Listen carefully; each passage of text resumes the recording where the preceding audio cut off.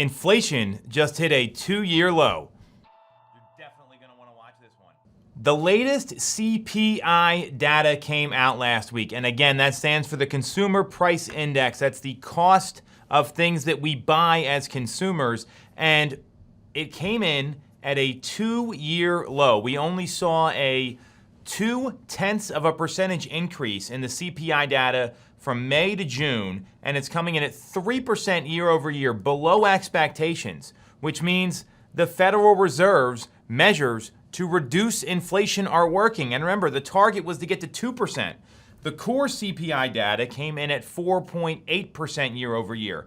That core data takes out energy and food because obviously those are things that everyone needs to buy and is constantly buying and purchasing. So we saw that number also come in below expectations. And when you look at this, shelter is making up 70% of the CPI increase. So there's still a challenge here with housing affordability.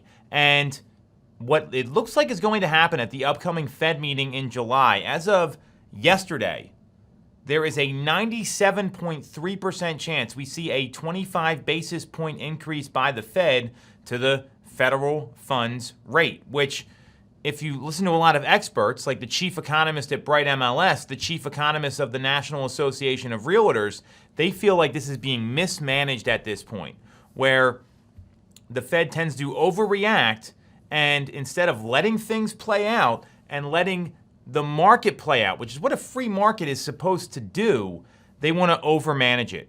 It's almost like you have a fire and you see it go down a little bit and you start blowing on it and adding wood, and then it blazes out of control, and then you dump a bunch of water on it.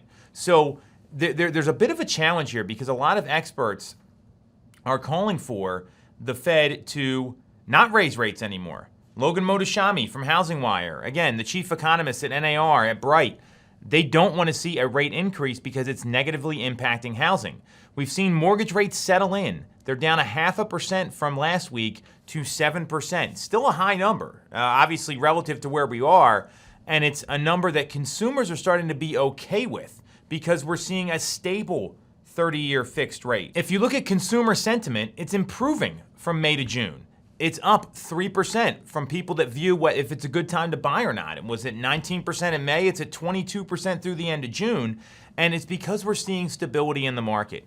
And here's what I'm clear on, is that mortgage rates, they've already baked in this next federal funds rate increase. Lenders already know it's coming. They've priced it into what they're offering because if you look at historically what the 10-year yield on the Treasury bill does versus rates, it's the biggest spread we've seen in quite a long time.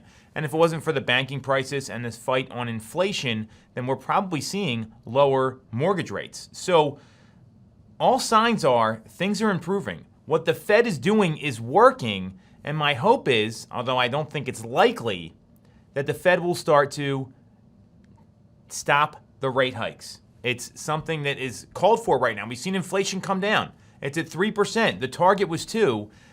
I don't think it's likely, and it looks like a lot of lenders are baking that into their pricing coming up. So what does all this mean for people that want to buy and sell? So if you're a buyer right now, what I know is that if rates do come down, which a lot of people are predicting they will later in the year, then demand's going to increase even further. So if there's a little bit of a lull in the demand, which we're seeing right now in the summer months in July and what should be happening in August, there might be an opportunity to buy because prices aren't going down. So if rates do come down, you do have the ability to refinance. That's an option you have. It's not a guarantee. And if you get in now, while prices are still going up, you're going to start building equity in your property.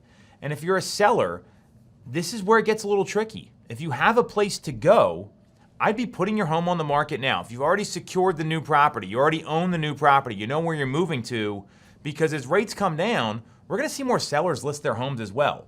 Over 90% of home sellers right now have a rate that's a 6% or less on their home.